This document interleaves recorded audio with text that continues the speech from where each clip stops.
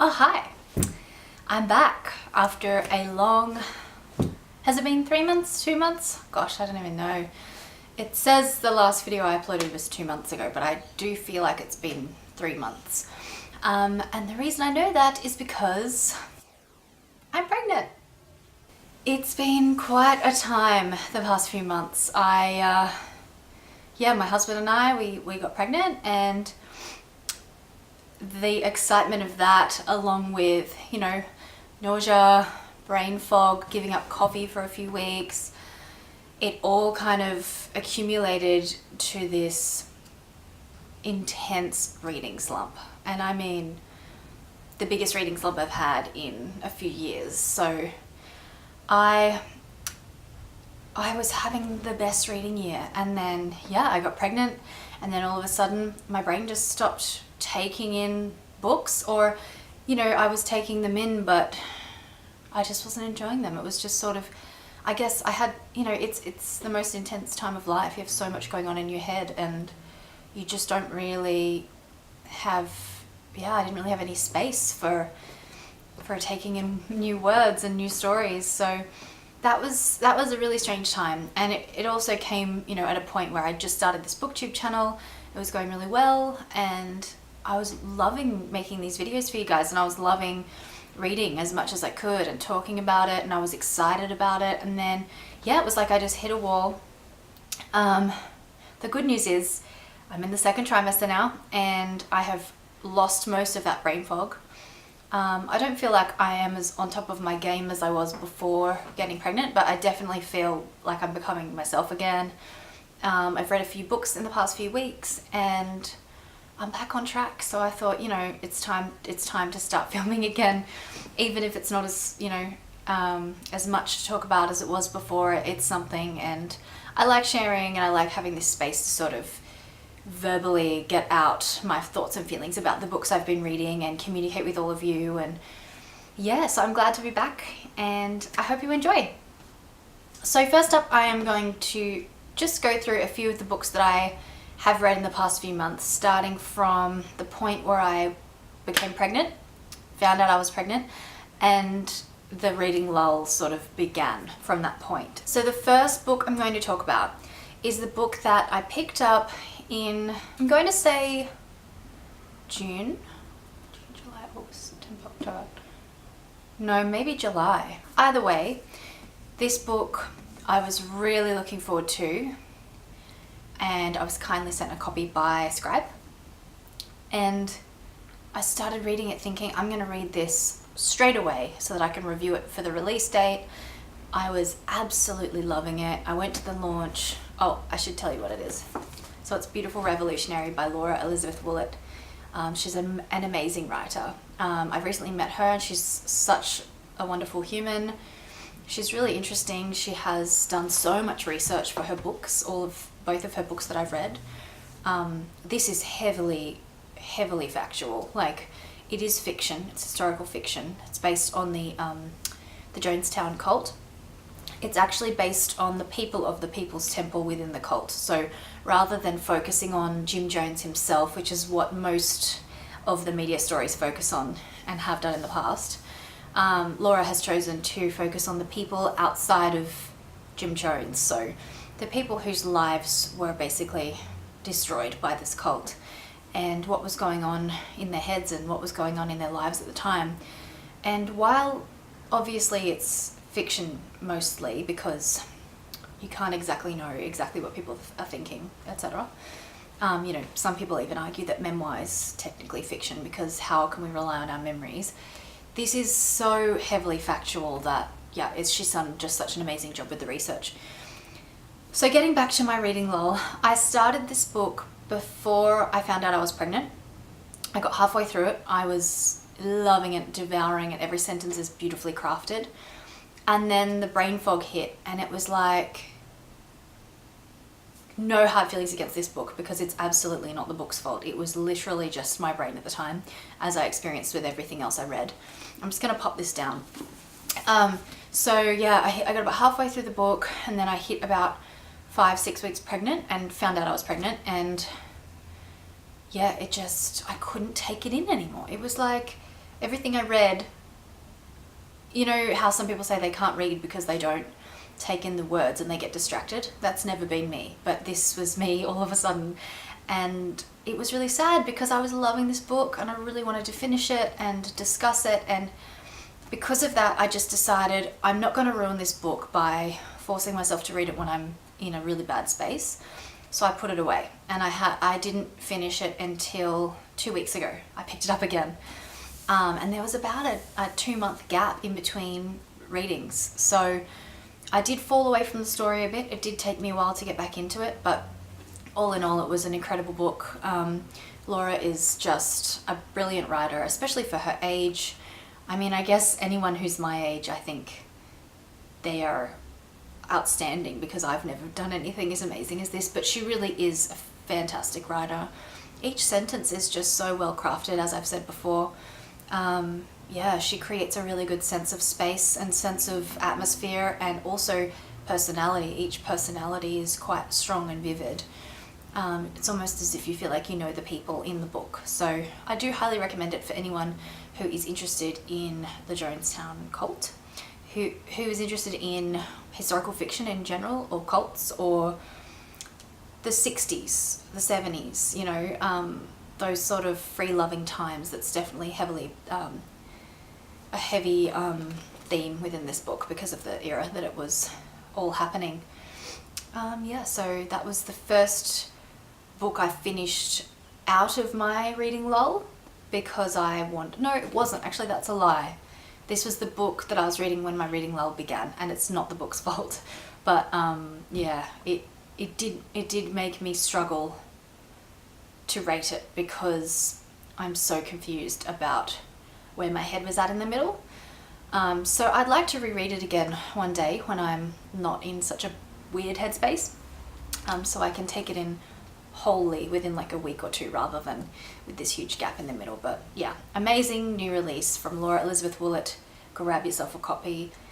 I think it's going to be really popular, definitely, especially with, you know, it's been related to The Girls, which was an American release based around the Manson cult and like some of the girls within the Manson cult. And while I don't think those books are similar in writing style or much other than the fact that they were both about cults in that same sort of era, I do think if you're interested in that type of thing, this will be right down your alley. So give it a go. Beautiful Revolutionary, Laura Elizabeth Willett. A book I finished just before my reading lull, which I don't think I ever discussed on this channel, is The Water Cure. I did mention that I was about to read it, I think in my last video, and then once I'd published the video, I'd actually already read the book, and then shortly after it got nominated for the Man Booker Prize, so I was pretty excited because I picked this for our book club read. This was not what I expected. I was really hoping for something a bit more, you know what, I don't know what word to use. I think it was a bit shallow, and I don't mean that, that might not be the right word to describe either. I didn't feel a strong connection to this like I did with The Natural Way of Things by Charlotte Wood. They both have a dystopian feel.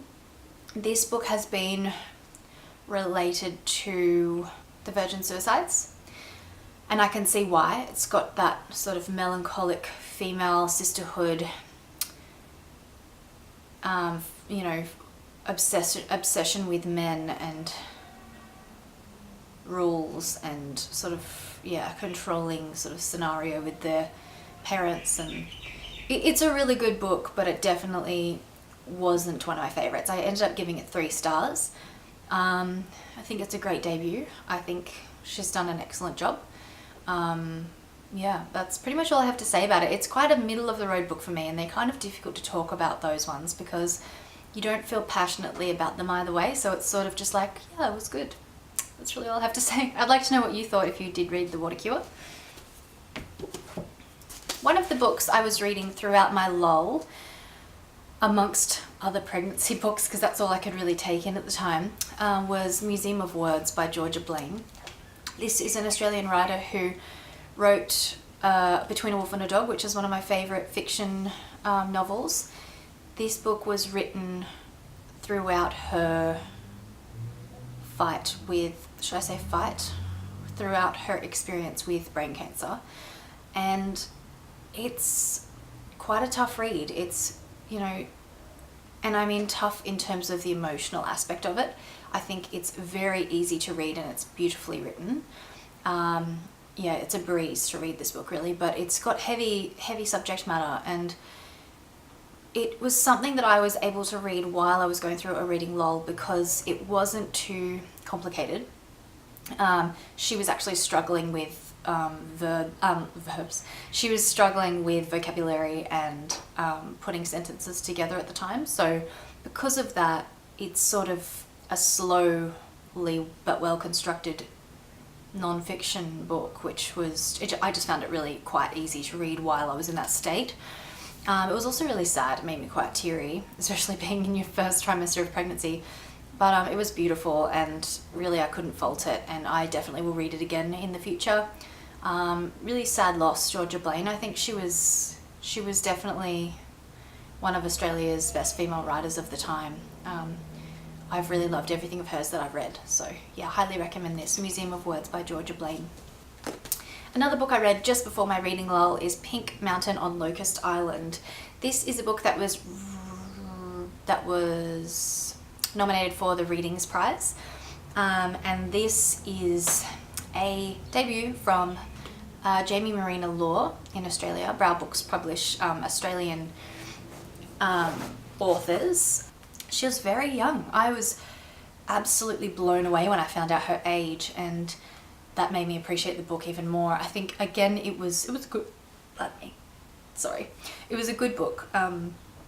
It wasn't amazing to me, but I also didn't have any faults with it. So I think it was really obscure. It was a really unique genre. I'm not sure I've read anything like this before. I don't even know what to call it. It was sort of noir in a sense, but also like quite colourful. So I guess that's contradictory, but what I'm trying to say is it's like a pop noir.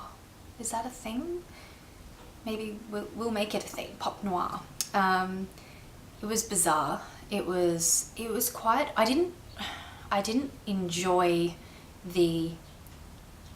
what was happening in the story. So she wrote it really well, and I felt like I was there. I could smell it, I could feel it, you know, all of the descriptions, especially when she was talking about the city and like Chinatown and, you know, cigarettes and little things in the book that stuck in my memory. I didn't enjoy those things because they make me feel uncomfortable in real life. So it was interesting reading a book that sort of puts you in this place that you don't want to be. And I don't think that that means I didn't enjoy the book as a work of art. I just didn't enjoy being in the scene that she set. So that's probably a lot to do with why I didn't rate it higher than what I did. I gave it about 3 stars. But I think she did an amazing job, especially for her age. I'm baffled that someone so young can write a book so profound. So yeah, really recommend this. Definitely for supporting young Australian writers, especially books published by Brow Books are generally quite amazing and really unique. So very, very highly recommended. Maybe you'll enjoy it more than I did in terms of the setting. But yeah, it's fascinating book. I'm going to talk about 2 books that I absolutely did not enjoy. One of them was sent to me by the publisher, so I do feel a bit funny about giving it a bad review. It was unsolicited, so it's not like I asked for the book. And I do want to be honest with my viewers because, you know, I think that's what this whole channel is about. It's about showing my enjoyment and my my non-enjoyment of things. And if I'm just telling you good things all the time, then there's nothing to sort of counteract what's good and what's bad. And if everything's good, then I'm just a boring YouTube channel, right? So this was something I bought on Book Depository when I was in my reading slump, and I thought I just need a bunch of really easy books to read that I wouldn't pick up as quickly as something else in reality, but because I'm going through this slump, maybe it will be easy for me to read them. So the first one was Let Me Lie by Claire Mackintosh. Now, I have a strange relationship with Claire Mackintosh. I am always drawn to well, every now and then when I feel like it, I'm drawn to these, I suppose it's horrible to use this word, but quick thrillers. In a sense, they're really easy to read. I think I've just spent a lot of my life devouring murder mysteries, crime thrillers, TV shows, books, movies. So it's really difficult for me to find something that blows me away. And this book did not blow me away. I was very irritated at this book. It was really easy to read, but it was so easy to read that I didn't feel like reading it because it wasn't stimulating enough, which I thought would be good for a reading lull, but apparently not. And also, when you do find out the twist, sort of, it's like, oh, right. And it was just a bit of a letdown. And I got all the way to about there. You see that? And then I decided, I am not reading this anymore. It was just taking up too much of my time. And, you know, I've always wanted to do a whole other video on reading time, because I feel like with some books like this, they actually take me longer to read than a book that is, say, a lot more complex and a lot more in depth, but I'm enjoying it more. So it's almost like, yeah, I guess, I mean, it sounds so basic when I say it out loud, but I just find it interesting because, you know, then sometimes you'll pick up a book like The Essex Serpent, for example, and it's so spectacular that I actually prefer to slow down and read it really carefully so that I can absorb every word and ponder it almost. That sounds really like pompous, but there's some books that I prefer to slow down with and just absorb them. There's books that I prefer to speed up and read as fast as I can because I'm not enjoying them, like this. But I'm less likely to pick it up. So it actually ends up taking me longer to read it than a book that I would slow down with, if that makes sense. Do you know what I mean? If you do, talk about it below, because I'd like to sort of further advance this conversation. I just don't want to waste too much time on this video. The second book I didn't like is The Other Wife by Michael Robotham. Not sure how to pronounce it. I really thought that, you know, I haven't been reading many male writers, as most of you know, especially this year because I'm doing the Reading Women's Challenge still, getting through it. And I thought, you know what, I'll just give this guy a go. It was free, I got sent it by the publisher, it might be really good. He's got some great reviews online. I just didn't enjoy it. It was just very bland to me, and it was like a white bread book. I think that there are people who would love this book, and I think that there is definitely, obviously, a huge market for this type of book, but it's just not my thing, so I don't think I'll pick up any more of his books. I do appreciate being sent it, and I do appreciate having the chance to read it. I think that if you like crime thrillers, and if you get through them really quickly, and if you devour that type of thing, you'll love it. There's like a whole bunch in this series of his. But yeah, it's just not my type of thing. That's really all it comes down to. And last but not least, the best book I have read in the past few months. This is just by far my favorite, one of my favorite books of the year, and that is Flames by Robbie Arnott. I actually won a copy of this way back when it first got published by text. I think it was on Twitter or on Instagram. And I'd had it in my to be read pile for a really long time, but please excuse my dog wandering around on the floorboards. And I was going to do a reading, buddy read with Renee, but we are both hopeless with communicating about the buddy read. I got pregnant, he was really busy, and we kept trying to tee it up and it just didn't work. And then one day I thought, I'm just going to start reading this. So I picked it up.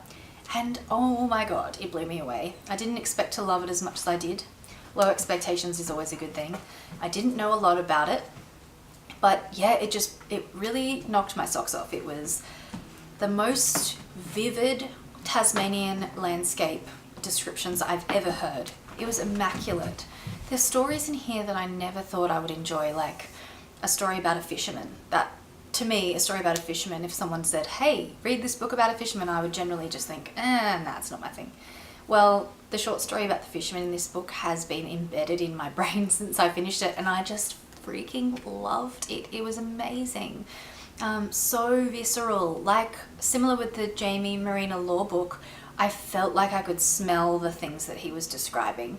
I could see everything so vividly with so much depth and color. Every character was incredibly well descripted. And also one of the things I loved about this book was that the short stories all are interwoven into one another. So each short story becomes part of the novel as a whole. I don't even think I'd call it short stories. It's almost just a novel with chapters about different things and different people, and they all interconnect. It's all based within Tasmania as an island, as a place. And man, it's just fascinating. I'm just so proud of Australian writers producing work like this. So please get a copy of it if you can. It is definitely one of my favorite books of the year. I can't recommend it higher. And look at the cover. Isn't it just beautiful? I love a well-designed cover. It goes really well with the content of the book as well. So I'm going to wrap this video up by saying that I am currently reading My Brilliant Friend by Eleanor Ferrante.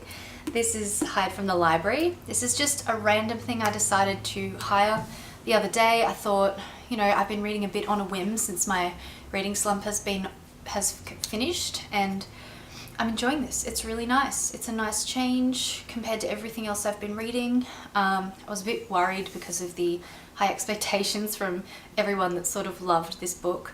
But yeah, it's brilliant. Oh, didn't even mean to, you know, do that, but there you go. Quite enjoyable. Just a lovely, gentle read and well-crafted, interesting translation. Yeah, have you read it? Let me know what you think. And that is all from me. I'm going to make a few other videos because I'm here and I have the time, and I miss you guys and I want to share some of my thoughts and feelings of late. Thank you so much for watching, for sticking around even though I disappeared for a few months there. If you want to chat, I'm on Instagram, polyreader. I'm also on Twitter, polyreader Amy. Yeah, so I'm not always on YouTube, but I am on the other two more frequently. So yeah, definitely say hello, come and chat either in the comments below or on one of those other social media platforms. And I'll speak to you soon. Thanks for watching, guys. Bye.